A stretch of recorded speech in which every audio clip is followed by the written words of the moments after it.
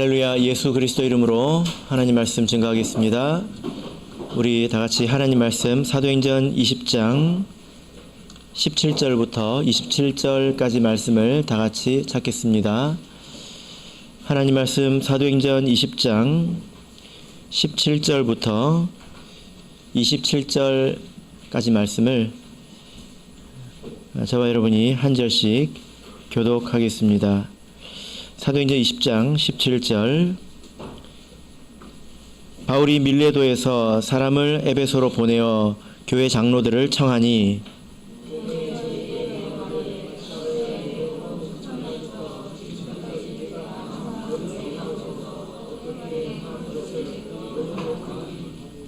곧 모든 겸손과 눈물이며 유대인의 관계를 인하여 당한 시험을 참고 주를 섬긴 것과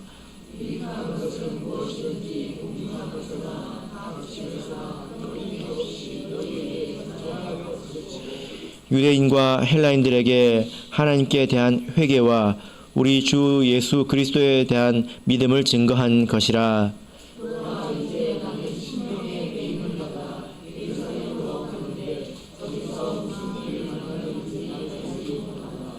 오직 성령이 각 성에서 내게 증거하여 결박과 환난이 나를 기다린다 하시나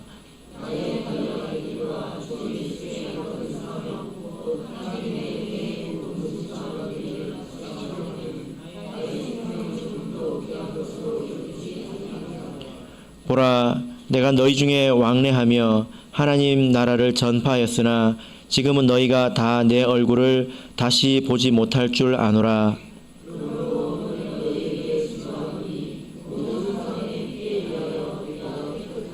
같이 읽겠습니다. 이는 내가 꺼리지 않고 하나님의 뜻을 다 너희에게 전하였음이라.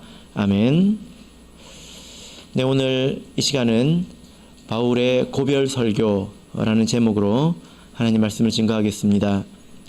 사도행전을 보면 여러 사람의 설교 그리고 연설이 등장을 합니다. 베드로도 설교를 한 적이 있고 또 스데반도 설교를 했지요. 그리고 바울도 여러 번 설교를 했습니다. 오늘 본문의 말씀은 바울 사도가 3차 전도 여행을 마치고 돌아갈 때에 에베소 교회의 장로들에게 전한 말씀입니다. 이 말씀이 사도행전 안에서 아주 특별한 말씀인데요. 그 이유가 뭐냐면은 사도행전에서 그리스도인들을 대상으로 해서 전해진 유일한 설교이기 때문입니다. 사도행전 안에 보면 많은 설교와 연설이 등장을 하는데 여러분들께서도 기억하시다시피 대부분의 말씀은 이방인들이나 혹은 유대인들을 향해서 전해졌지요. 그런데 오늘 이 말씀은 하나님을 믿는 성도들에게 전한 그런 설교라는 점에서 사도행전에서 아주 특별하다라는 것입니다. 그리고 바울 사도가 에베소 교회의 장로들에게 마지막으로 남긴 유언과도 같은 그런 말씀이기 때문에 더욱더 특별하다고 할 수 있죠. 오늘 그리고 내일 두 번에 걸쳐서 이 말씀을 같이 상고하고자 합니다. 17절부터 35절까지 내용이 바로 바울 사도의 설교인데요. 이 말씀을 전체적으로 이렇게 나눠본다면 세 단락으로 나눠 볼 수가 있습니다. 먼저 17절부터 21절까지를 보시면 바울 사도가 에베소에서 한 일, 에베소에서 그 일을 했지 않습니까? 그 일에 대해서, 자기가 한 일에 대해서 바울 사도가 말하고 있습니다. 이어서 22절부터 27절까지는 앞으로 바울 사도가 당하게 될 일에 대해서 기록을 하고 있습니다. 그러니까 21절까지는 제 과거에 에베소에서 무슨 일을 했는가, 그리고 27절까지는 앞으로 바울 사도가 어떤 일을 당하게 되는가, 미래에 관한 일이죠. 이어서 28절부터 35절까지는 그 장로들에 대한 권면의 말씀 혹은 경고라고도 볼 수 있습니다. 이렇게 총 세 단락으로 나누어져 있는데요. 오늘 이 시간은 첫 번째, 두 번째 단락을 같이 보도록 하겠습니다. 바울 사도가 가는 곳마다 수고했고 또 에베소에서도 특별히 많은 헌신을 한 것을 우리가 알 수 있습니다. 그러면 바울 사도는 자기가 한 일에 대해서 뭐라고 말을 할까요? 이것이 궁금하지 않습니까? 자기가 그동안 했던 일에 대해서 내가 무엇을 했다, 이것을 어떻게 말을 할까요?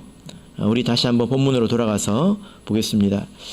18절 이제 말하되 이후부터 21절까지 내용입니다. 제가 다시 읽겠습니다.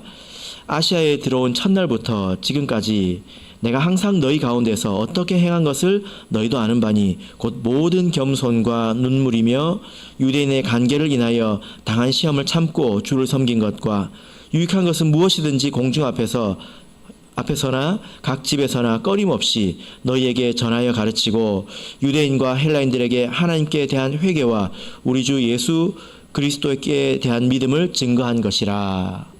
바울 사도가 이렇게 말하고 있습니다.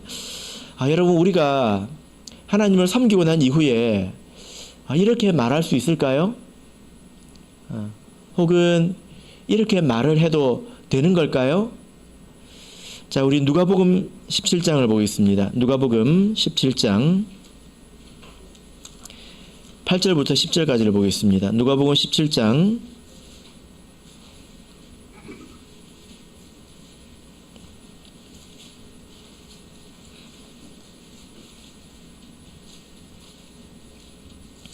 8절부터 10절까지 읽겠습니다. 시작. 도리어 저더러 내 먹을 것을 예비하고 띠를 띠고 나의 먹고 마시는 동안에 수종 들고 너는 그 후에 먹고 마시라 하지 않겠느냐? 명한 대로 하였다고 종에게 살해하겠느냐? 이와 같이 너희도 명령받은 것을 다 행한 후에 이르기를 우리는 무익한 종이라 우리의 하여야 할 일을 한 것뿐이라 할지니라. 여기서 예수님께서 뭐라고 말하라고 하셨습니까? 우리는 무익한 종이라 나는 당연히 해야 될 일을 했습니다. 내가 한 것은 없습니다. 이렇게 말을 하라고 하고 있지 않습니까? 근데 바울 사도는 왜 이렇게 말을 하고 있을까요? 이것은 바울 사도가 자기 자신을 드러내기 위해서 한 것이 아니라 본을 보이기 위해서 보고 배우라고 이렇게 말씀을 하고 있는 것입니다. 고린도전서 11장 1절을 보면 내가 그리스도를 본받는 것 같이 너희는 나를 본받는 자 되라 이렇게 말씀하고 있지 않습니까? 그래서 이렇게 말씀을 하고 있는 것입니다. 바울 사도가 여기서 두 가지를 본받는다라고 말을 하고 있는데 첫 번째는 그리스도이고요. 두 번째는 무엇입니까? 바울이죠. 바울 사도가 그리스도를 본받았고 너희들은 나를 본받으라 이렇게 말하고 있습니다. 그래서 우리 성도들은 마땅히 그리스도를 본받을 줄 알아야 하지요. 그리스도의 삶을 보고 우리가 배워야 합니다. 그의 삶이 어떠했는지 생각하고 묵상하고 그것을 배워야 합니다. 그래야 제자이지요. 그것이 신도이지요. 그런데 한편으로 우리 그리스도인들에게는 신앙 안에서 좋은 모델이 또 필요합니다. 저도 이제 훌륭한 성도님들을 만날 때나 혹은 간증의 글을 통해서 어떤 성도님들을 이렇게 만날 때 저렇게 살 수 있구나 배우기도 합니다. 이렇게 말을 할 수도 있을 것 같은데요. 우리 성도님들의 삶을 보고 성경이 이해되기도 합니다. 성경을 가지고 성도님들의 삶을 이해하기도 하지만 그러나 성도님들의 삶을 보고 나니까 이 말씀이 그런 뜻이구나 하고 깊이 이해가 되기도 하더라는 것입니다. 저렇게 기도하고 또 저렇게 응답받고 저렇게 하나님과 교제하고 또 저렇게 섬기는 것이구나. 예전에 제가 한 집사님을 이렇게 만난 적이 있었는데 그분을 만난 것이 저에게는 굉장히 큰 충격이었습니다. 그분을 통해서 성경의 모든 말씀이 이렇게 드러나는구나. 이것을 제가 배운 적이 있었습니다. 우리가 성경을 통해서만 보자면 우리가 성경 말씀을 항상 듣고 보고 배우지 않습니까? 그런데 때로 이런 생각을 합니다. 이 기준이 너무 높아가지고 누가 저렇게 할 수 있을까? 누가 저렇게 살 수 있을까? 이게 정말 현실적인가? 돌아보면 아무도 이런 사람이 없거든요. 자기 눈에는 그렇게 보인단 말입니다. 이걸 어떻게 실천할 수 있다는 말인가? 이렇게 생각을 하고 살 수 있지 않습니까? 그러다 보면 이런 것들이 이제 반복되다 보면 성경의 교훈은 책 속에만 있는 것이고 설교를 통해서 듣기만 하는 것이고 이런 말씀이 우리 삶에서 어떻게 드러나는지, 이것이 우리가 어떻게 행할 수 있는지, 이것을 보지 못했다면 이것을 실천하기가 어렵다는 것입니다. 그러나 본이 되는 성도를 보면 하나님의 말씀이 헛되지 않구나, 하나님 말씀이 이렇게 드러나는구나, 이것을 배울 수가 있게 되는 거죠. 우리가 다른 성도들의 삶을 통해서, 그리고 또 많은 간증의 글들을 통해서 우리가 이것을 배울 수가 있습니다. 그래서 바울사도는 당연히 자기를 드러내기 위해서 생색을 내기 위해서 그런 것이 아니라 이런 의도로 말씀을 한 거지요. 여러분, 바울사도가 지금 사도행전 20장 18절부터 내가 이렇게 섬겼다라고 이렇게 말을 하고 있는데, 요약을 해보면 어떻게 요약을 할 수 있을까요? 제가 이 말씀을 요약을 해봤습니다. 18절부터 21절까지 내용을 다시 한번 보시면 바울사도는 지금 이렇게 말하고 있는 거예요. 내가 모든 시간에, 모든 사람들에게, 모든 곳에서 모든 것을 말하고 모든 것을 견뎠다, 이렇게 말하고 있습니다. 그런 표현이 눈에 많이 띄죠. 18절 보시면 모든 시간에 무엇입니까? 들어온 첫날부터 그리고 지금까지, 바울사도가 에베소에서 온 날부터 지금까지 모든 시간 동안, 그리고 모든 사람에게, 유대인과 헬라인들에게 라고 21절에서 말하고 있지 않습니까? 그리고 모든 장소는 어디입니까? 20절 보면 공중 앞에서나 각 집에서나 가장 공적인 장소에서나 혹은 가장 사적인 장소에서나 장소의 구애를 받지 않고, 그리고 모든 것을 거리낌 없이 말했다. 숨김없이. 이 말을 하는 것이 나에게 손해가 될지라도 남김없이 나는 다 말했다. 그리고 그 말을 하기 위해서 나는 모든 것을 견디었다 하고 19절에서 말을 하고 있습니다. 모든 겸손과 눈물, 유대인의 관계를 인하여 당한 시험을 참고 내가 주를 섬겼다, 이렇게 말하고 있습니다. 이렇게 말하기가 정말 쉽지 않겠지요. 모든 시간에, 모든 장소에서 모든 사람들에게 모든 것을 가르치고 모든 것을 견뎠다. 만약에 이것을 자기 칭찬으로 생각하자면 사람이 할 수 없는 자화자찬이지 않습니까? 그런데 바울사도는 그런 의도로 이 말을 한 것은 아닙니다. 우리가 구체적으로 보자면 바울사도는 이 복음을 전하기 위해서 아주 비천한 삶을 견뎠습니다. 이것이 모든 겸손을 말합니다. 겸손이라고 하는 것은 비천해지는 것을 말합니다. 낮아지는 것을 말하지요. 구체적으로 그가 어떻게 낮아진 것일까요? 자, 33절, 34절을 보겠습니다. 33절, 34절 우리 같이 읽겠습니다. 시작. 내가 아무의 은이나 금이나 의복을 탐하지 아니하였고 너희 아는 바에 이 손으로 나와 동행들의 쓰는 것을 당하여. 바울사도가 자비량을 했다는 것입니다. 복음을 전하면서 자기 쓸 것을 스스로 충당했다고 하는 것입니다. 이랬을 때 얼마나 그의 삶이 어려웠겠습니까? 바울사도가 왜 이렇게 비천해졌을까요? 왜냐하면 대적에게 빌미를 주지 않기 위해서입니다. 복음을 전하기 위해서 자기가 그런 삶을 감당했다는 것입니다. 모든 눈물은 무엇일까요? 바울사도가 19절을 보면 모든 겸손과 눈물이며 이렇게 말하고 있습니다. 바울사도가 얼마나 많이 울었길래 모든 눈물이다 이렇게 말을 하고 있을까요? 얼마나 울었길래? 그리고 또 바울사도는 왜 울었을까요? 이렇게 비천한 삶을 견디고 또 이렇게 많은 사람들에게 핍박을 받는 것이 괴로워서 그랬을까요?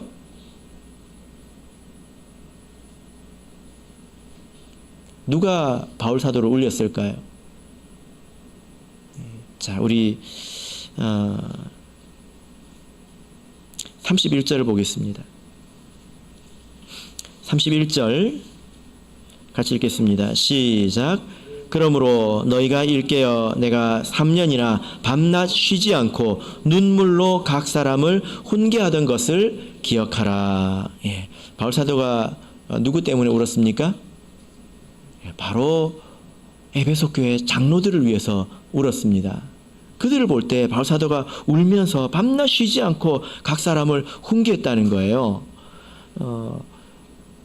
고단하고 외로워서 그런 것이 아니라 자기가 가르치는 자들의 모습을 보면서, 그들의 모습을 보면서 걱정이 되어서 눈물이 났다는 것입니다. 매일매일 밤낮 쉬지 않고 울었다고 말하고 있습니다. 그들의 면면을 보면 걱정이 많이 되었나 봅니다. 성도를 향한 이런 그런 뜨거운 마음, 또 영적인 안목을 가지고 바울 사도가 눈물을 흘렸다는 거죠. 바울 사도가 이렇게 자기가 에베소에서 한 모든 일에 대해서 이렇게 말하고 있습니다.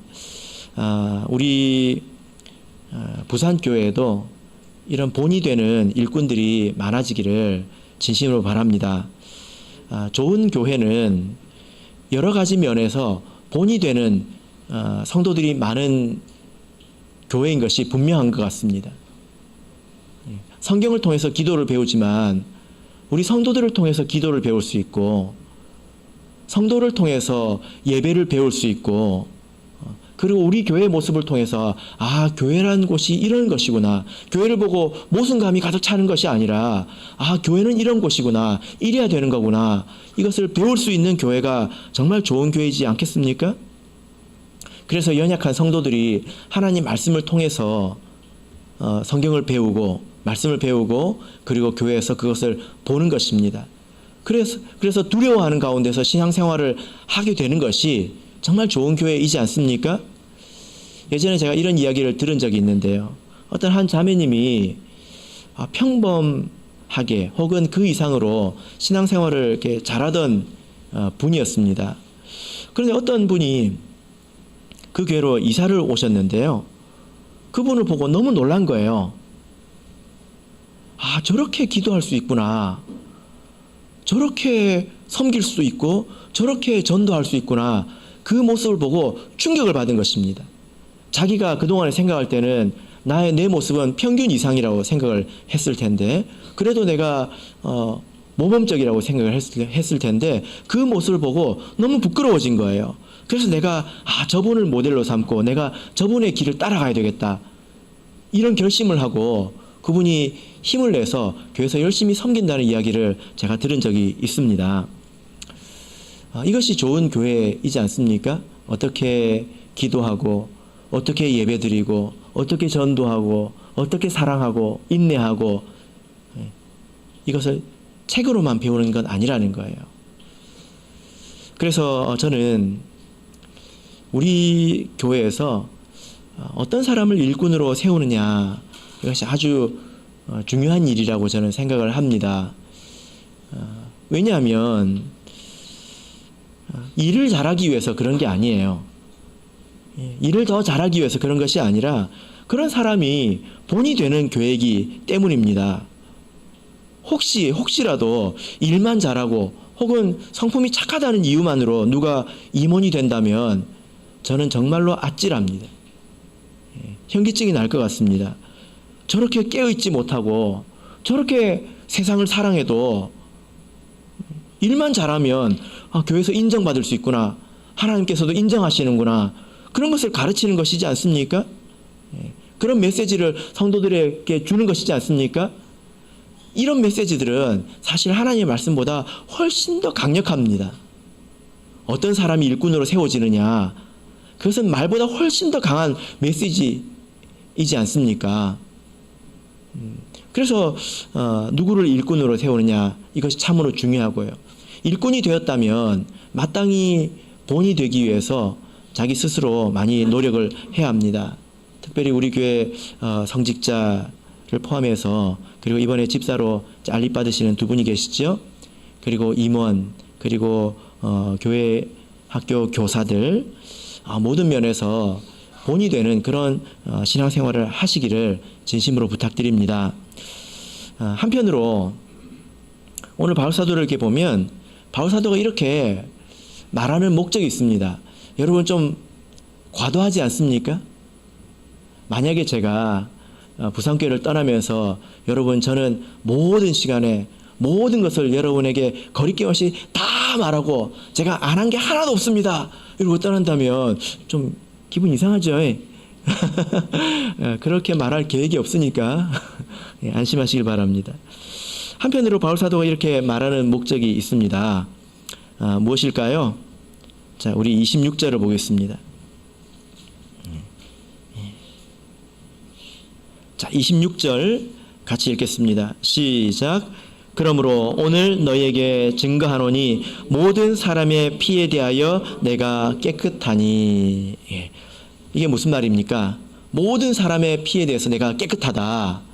이 말을 하려고 그런 거거든요. 무슨 말이죠? 내가 떠난 이후에 일어난 일들에 대해서 나는 책임이 없다는 것입니다.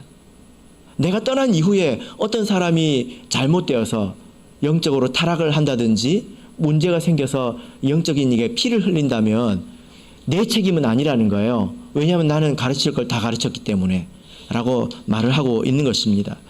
여러분 이것은 조금 무서운 말이죠. 그죠? 무서운 말이죠.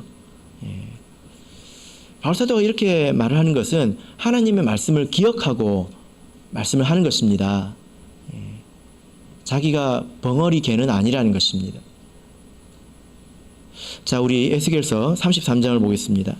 에스겔서 33장 같이 보겠습니다. 에스겔서 33장 8절을 보겠습니다.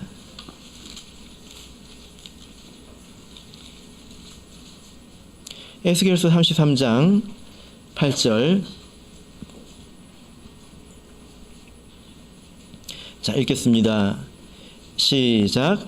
가령 내가 악인에게 이르기를 악인아 너는 정령 죽으리라 하였다 하자 내가 그 악인에게 말로 경고하여 그 길에서 떠나게 아니하면 그 악인은 자기 죄악 중에서 죽으려니와 내가 그 피를 내 손에서 찾으리라. 무슨 말입니까? 어떤 사람이 악인입니다.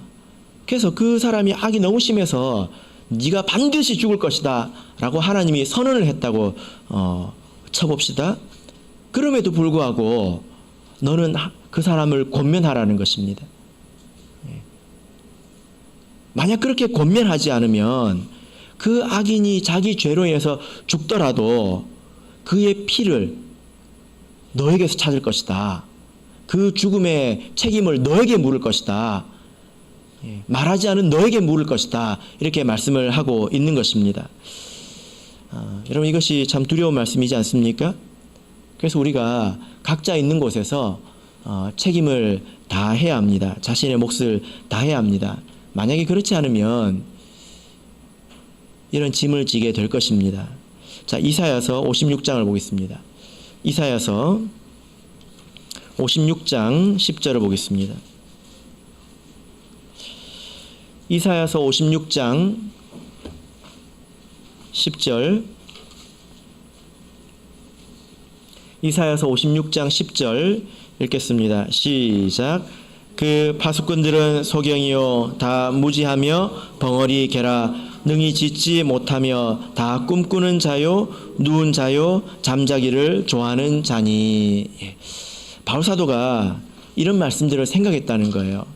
내가 하나님께서 보내셔서 에베소로 왔는데 내가 게으르고 내가 체면을 생각해서 할 말을 하지 못하고 전할 말을 전하지 못했다면 저 사람들의 심판에 대해서 내가 책임을 지게 되지 않는가?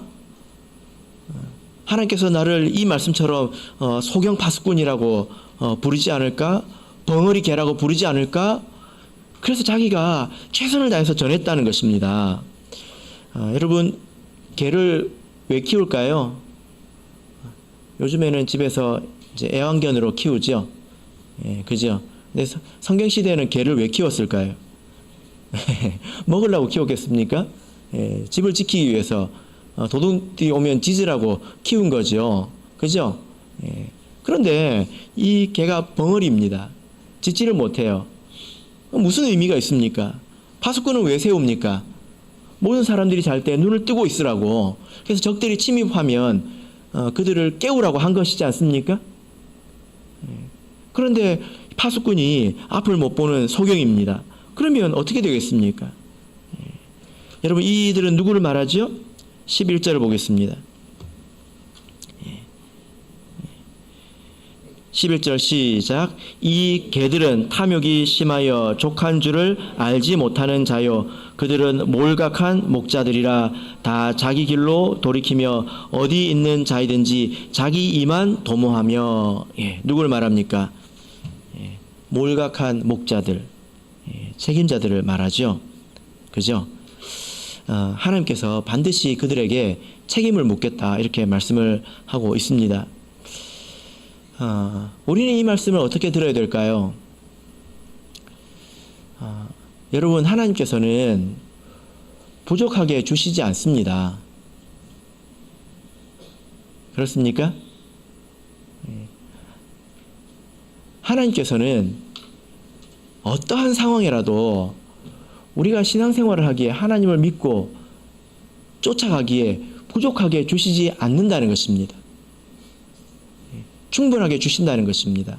내가 일꾼이라면 내가 그렇게 하도록 내가 노력을 다해야 합니다. 그러나 하나님께서는 나에게 부족하게 주시지 않는다는 거예요.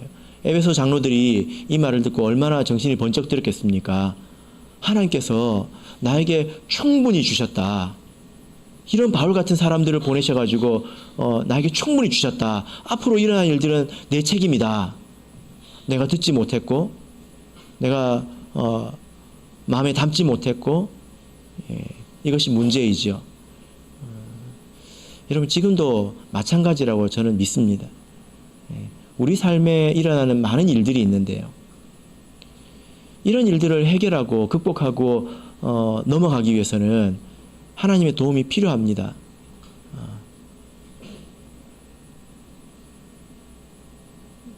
근데 여러분들께서는 어떻게 생각하십니까? 여러분들에게 부족하게 주신다고 생각하십니까? 절대 그렇지 않습니다.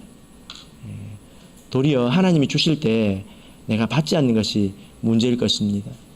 어느 때이든지 하나님의 나라는 항상 이와 같다는 거죠. 바울 사도는 이제 이어서 이 말을 한 이후에 자기가 앞으로 겪게 될 일에 대해서 이야기를 합니다. 다시 본문으로 돌아와서 사도행전 20장 22절에서 25절을 보겠습니다. 22절에서 25절 우리 다시 한번 읽어보겠습니다. 시작. 보라, 이제 나는 심령의 매임을 받아 예루살렘으로 가는데 저기서 무슨 일을 만날는지 알지 못하노라. 오직 성령이 각 성에서 내게 증거하여 결박과 환난이 나를 기다린다 하시나, 나의 달려갈 길과 주 예수께 받은 사명 곧 하나님의 은혜의 복음 증거하는 일을 마치려 하면은 나의 생명을 조금도 귀한 것으로 여기지 아니하노라. 보라, 내가 너희 중에 왕래하며 하나님 나라를 전파하였으나 지금은 너희가 다 내 얼굴을 다시 보지 못할 줄 아노라. 24절의 말씀은 우리 많은 성도님들이 아주 귀하게 여기고 또 암송하시는 그런 말씀이죠. 바울 사도가 예루살렘으로 갈 때에 여러 교회에서, 여러 지역에서 성령을 통해서 많은 계시가 있었던 것 같습니다. 그 계시 내용이 무엇입니까? 바울 사도가 예루살렘에 가면 결박되고 그리고 많은 환난을 당하게 될 것이다 라는 내용이었죠. 그런데 여러분, 이 내용은, 이런 계시는 예루살렘으로 가지 말라는 뜻일까요? 이런 계시가 왜 있을까요? 가지 말라는 것일까요? 그렇지 않죠. 바울 사도는 이런 계시의 말씀을 듣고서도 왜 예루살렘으로 갔을까요? 자, 바울 사도는 이렇게 말하고 있습니다. 22절을 보면 보라, 이제 나는 심령의 매임을 받아, 이렇게 말하고 있습니다. 내가 심령의 매임을 받았다. 이 말을 이렇게 그 원문으로 이렇게 보면 성령에 의해서 매임을 받았다. 이런 뜻입니다. 성령에 의해서 매임을 받았다. 그러니까 이것은 내가 선택할 수 있는 일이 아니라는 거예요. 여러분 누가 이 밧줄로 여러분들을 꽁꽁 묶어가지고 끌고 가면 여러분들이 안 갈 수 있습니까? 가야 되지 않습니까? 그런 것처럼 이렇게 가는 길은 자기가 가는 길이 아니라 성령께서 나를 이끌어 가시는 길이라는 것입니다. 왜 이렇게 말하고 있을까요? 왜 이렇게 말하고 있을까요? 자, 24절을 보겠습니다. 이렇게 예루살렘으로 가는 이 일을 바울 사도가 뭐라고 말하고 있습니까? 나의 달려갈 길, 그리고 주 예수께 받은 사명, 이렇게 말하고 있습니다. 바울 사도가 막연하게 책임감을 느껴가지고 하는 것이 아니라 이것은 분명하게 주 예수께서 나에게 주신 사명이라는 거예요. 이것이 은혜의 복음 증거하는 일을 마치는 것이라는 겁니다. 바울이 생각하기를 하나님께서 왜 나를 택하셨을까? 하나님께서 자기를 왜 택하셨을까요? 바울 사도를 왜 택하셨을까요? 복음을 전하기 위해서 택하셨습니다. 그죠? 복음을 전하기 위해서 바울 사도를 택하셨습니다. 그래서 바울 사도는 자기 자신을 빚진 자라고 표현했습니다. 빚진 자. 누구한테 빚을 졌을까요? 대답해 보세요. 누구한테 빚을 졌을까요? 하나님께 빚을 졌을까요? 로마서 1장 14절을 보겠습니다. 로마서 1장 14절. 바울 사도에게 이런 개념이 있었다는 거예요. 로마서 1장 14절 읽겠습니다. 시작. 헬라인이나 야만이나 지혜 있는 자나 어리석은 자에게 다 내가 빚진 자라. 누구에게 빚졌다고 말하고 있나요? 헬라인이나 야만인이나 지혜 있는 자나 어리석은 자, 모든 사람들에게 내가 빚을 졌다. 왜 빚졌다고 말하고 있습니까? 그 사람들 때문에 하나님께서 나를 구원하셨기 때문에 내가 당연히 하나님과 예수 그리스도께 빚을 졌지만, 그러나 저 사람들이 없었다면 하나님이 나를 구원할 이유도 없지 않습니까? 그죠? 그래서 내가 저 사람들에게도 빚을 졌다. 그래서 내가 복음을 전하는 것은 그들에게 진 빚을 갚는 것이다 라고 말을 하는 것입니다. 그래서 바울 사도는 내가 복음을 전해도, 내가 이렇게 수고해도 자랑할 것이 없다고 했어요. 왜냐하면 그 일을 하라고 내가 구원을 받았는데 내가 이 일을 하는 것이 어떻게 자랑이 되겠느냐. 도리어 이 일을 하지 않으면 어떻게 된다고 바울 사도가 이야기했습니까? 고린도전서 9장 16절을 보겠습니다. 고린도전서 9장 16절. 고린도전서 9장 16절.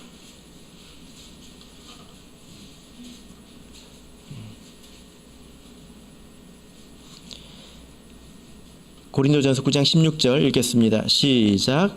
내가 복음을 전할지라도 자랑할 것이 없으면 내가 부득불할 일임이라. 만일 복음을 전하지 아니하면 내게 화가 있을 것이미로라. 바울 사도가 이렇게 복음을 전하지 않는다면 화가 있을 것이다. 재앙이 있을 것이다. 스스로 이렇게 말하고 있습니다. 그러니까 바울 사도가 예루살렘에 가지 않는 것을 상상할 수 있을까요? 그것을 선택할 수 있을까요? 예루살렘에 가지 않는다고 하는 것은 예수님께서 주신 그 사명을 버리는 것이고 부르심의 이유를 발로 짓밟는 것입니다. 그래서 이것은 내가 선택할 수 있는 것이 아니라는 것입니다. 그래서 매여간다고 표현을 한 거죠. 여러분, 이것은 예수님도 마찬가지입니다. 그리고 사실 우리도 마찬가지여야 합니다. 예수님 우리가 생각을 해보면요, 예수님께서 예루살렘으로 가실 때에 무슨 일을 겪을지 모르셨을까요? 모르셨을까요? 요한복음 18장 4절을 보시면 예수께서 그 당할 일을 다 아시고 나아가 가라사대 너희가 누구를 찾느냐, 그 일을 다 아시고 계신다라고 분명하게 말씀하고 계십니다. 그리고 스스로 친히 예언하지 않았습니까? 복음서에 보면 여러 번 이 내용이 나옵니다. 누가복음 18장 31절부터 33절을 보시면 예수께서 12제자를 데리시고 이르시되 보라 우리가 예루살렘으로 올라가노니 선지자들로 기록된 모든 것이 인자에게 응하리라. 인자가 이방인들에게 넘기워 희롱을 받고 능욕을 받고 침뱉음을 받겠으며 저희는 채찍질하고 죽일 것이니 저는 3일 만에 살아나리라 하시되. 여러분, 그래서요 예수님과 바울사도의 삶이 비슷하다는 거예요. 예수님은 스스로 예언하시고 스스로 올라가셨지요. 바울사도는 여러 성에서 그 예언이 나타난 것입니다. 그리고 바울사도가 예루살렘으로 올라간 거죠. 여러분, 예루살렘에 올라가지 않는 예수님을 상상할 수 있을까요? 예수님인데 예루살렘으로 올라가지 않아요. 그리고 십자가를 지지 않는 예수님을 상상할 수 있을까요? 만약에 그런 예수님이 있다면 우리가 만나면 뭐라고 말할 수 있을까요? 왜 오셨어요? 이렇게 말할 수 있지 않을까요? 이 땅에 왜 오셨냔 말입니다. 이 땅에 오신 이유가 대속 제물로 이 땅에 오시지 않았습니까? 그런데 십자가를 지지 않는다는 것은 우리가 상상할 수 없는 것입니다. 바울 사도도 그렇다는 거예요. 하나님께서 이 일을 위해서 나를 부르셨는데 내가 가지 않는다면 하나님께서 왜 나를 부르셨냐는 것입니다. 내가 택할 수 있는 게 아니라는 거죠. 여러분, 우리가 이와 같습니다. 우리가 때때로 힘든 일을 할 수 있습니다. 힘든 일이 찾아오기도 합니다. 근데 힘들기 때문에, 어렵기 때문에 하지 말아야 할까요? 힘들기 때문에 우리가 하지 말아야 할까요? 만약에 힘들다고 예언이 나타나면 하지 말아야 되는 것일까요? 우리는 그 전에 예수님께서 우리를 왜 부르셨는지 생각을 해봐야 되겠죠. 왜 나를 부르셨는지, 왜 나를 구원하셨는지를 생각해 봐야 합니다. 그러나 바울 사도가 이 예루살렘으로 올라갈 때에 억지로 올라간 것은 아닙니다. 어떤 마음으로 올라갔을까요? 우리가 잘 알죠. 바울 사도는 예루살렘으로 갈 때에 자기 친족을 향한 애타는 마음을 가지고, 그들의 구원에 관해서 애타는 마음을 가지고 예루살렘에 올라갔습니다. 하나님의 마음을 가지고 올라갔지요. 우리 로마서 9장을 보겠습니다. 로마서 9장 1절을 보겠습니다.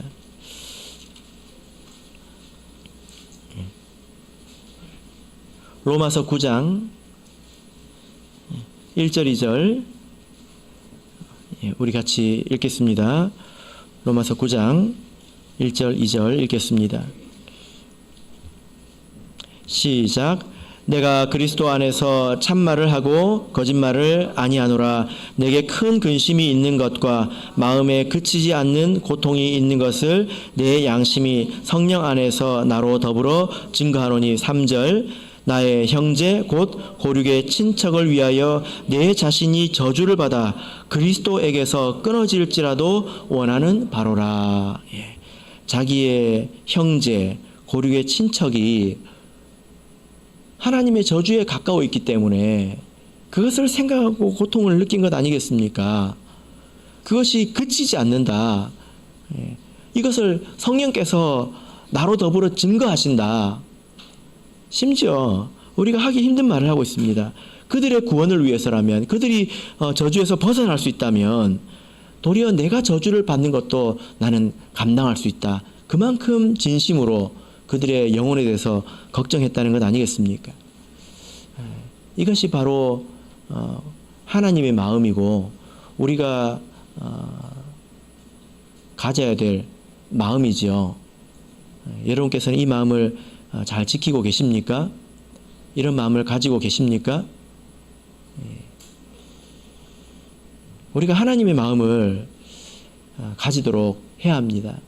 자녀를 잃어가는, 자녀가 죽어가는 모습을 보는 그런 부모의 마음이 어떨까요?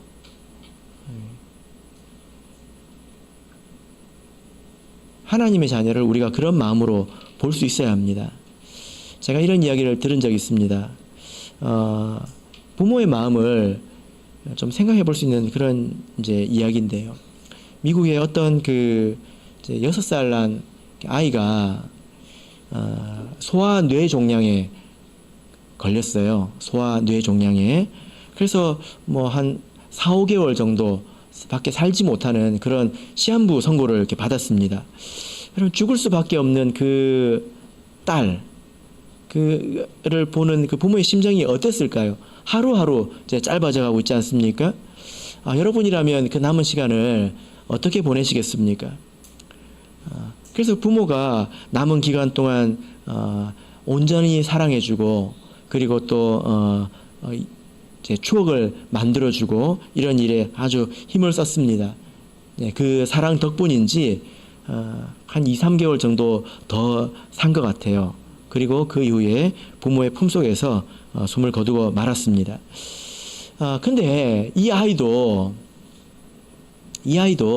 자기가 죽을 거라는 것을 이제 안 거예요. 상황을 보고 자기 몸도 또 느끼지 않습니까? 이후에 이 아이가 죽고 난 이후에 부모가 집을 정리를 하는데요. 집안 곳곳에서 부모에게 그 쓴 편지가 나오는 거예요. 이 조각 여기다 엄마 아빠 사랑해요. 동생의 이름을 적어놓고 내가 아파서 미안해. 이거를 한 장 한 장 적어가지고 구석구석에 상자에 옷 주머니에 여기저기 넣어둔 것입니다. 이게 수백 장이 나왔어요. 이거를 다 발견하는데 2년이 걸렸다고 합니다. 그 부모가 그거를 이렇게 발견했을 때 하나하나 이렇게 꺼내서 볼 때에 그 마음이 어땠을까요? 여러분에게 있어서도 자녀는 소중하지 않습니까? 하나님에게 있어서도 그렇다는 것입니다. 그래서 예수님께서 이 땅에 오셔서 하나님의 그 마음을 가지고 애써 일하신 것을 우리가 볼 수 있습니다. 마가복음 1장을 보겠습니다. 마가복음 1장을 보시면요. 마가복음 1장 21절부터 39절까지가 유명한 말씀인데요. 바로 예수님의 하루입니다. 예수님께서 어떻게 하루를 보내셨는가. 이 말씀을 한번 보시기 바랍니다. 얼마나 분주하게 얼마나 많은 일들을 하셨는가. 이런 발걸음 속에서 하나님의 마음을 예수님이 가지고 있다는 것을 느낄 수 있지 않습니까? 여기 가서 병자를 고치고 저기 가서 귀신 든 자를 고치고 저기 가서 가르치고 많은 일들을 하고 이제 해질녘에 32절을 보면 해질녘에 이제 집에 오니까 많은 사람들이 예수님께 또 찾아왔습니다. 그 사람들을 볼 때 예수님께서 얼마나 마음이 아프셨겠냐는 거예요. 그리고 35절을 보면 새벽에 그렇게 피곤한 하루를 보내시고 새벽에 일어나서 하나님께 기도하고 계십니다. 이것이 예수님의 하루입니다. 이런 분주한 발걸음 속에서 백성들에 대한 사랑, 죽어가는 자녀들에 대한 안타까움, 그 마음을 우리가 느낄 수 있는 것입니다. 그리고 결국에 이런 삶 끝에 십자가에서 자기를 바치지 않았습니까? 바울 사도도 이런 삶을 지금 살았다는 것입니다. 그 덕분에 오늘 구원의 은혜가 우리에게 임하였습니다. 그 덕분에 우리에게 이런 은혜가 온 것이 거저 온 것이 아닙니다. 그리고 하나님께서 지금도 우리에게 충분히 주시고 계십니다. 여러분, 예수님께서 온 천하에 다니며 만민에게 복음을 전파하라고 하셨습니다. 그리고 가르쳐 지키게 하라 하셨습니다. 이것이 무거운 명령으로 들리십니까? 아니면 하나님의 마음으로 들리십니까? 피곤한 명령으로 들리십니까? 아니면 세상 사람들을 사랑하시는 그 사랑의 마음으로 들리십니까? 우리가 하나님의 마음을 헤아려 아는 그런 성도가 되기를 바랍니다. 우리가 자녀가 아프면 마음이 괴롭잖아요. 그죠? 예. 하나님께서는 얼마나 마음의 고통이 크실까?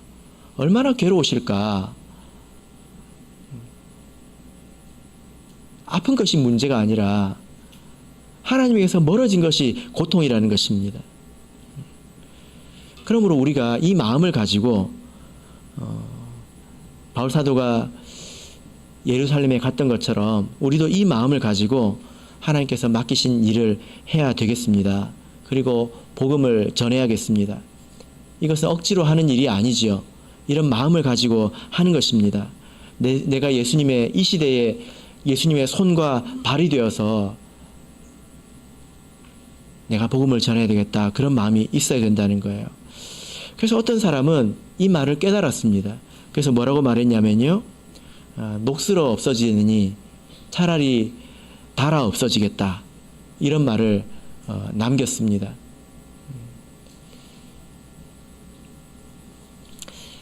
말씀의 결론 맺겠습니다. 어느 시대나 먹고 살기 힘든 시대입니다. 또 어느 시대나 자기 코가 석자인 그런 시대이지요. 근데 우리 참예수교회 성도들은 복음을 받았고 또 믿고 있는 그런 성도이지 않습니까? 그렇다면 하나님의 마음을 가져야 합니다. 그래서 나에게 하나님께서 이미 온전하게 주셨기 때문에 그것을 가지고 우리도 온전하게 헌신을 할 수 있어야 합니다. 하나님의 마음을 알아서 우리가 행할 때에 하나님께서 기뻐하시지 않으실까요? 하나님께서 시원해 하시지 않으실까요?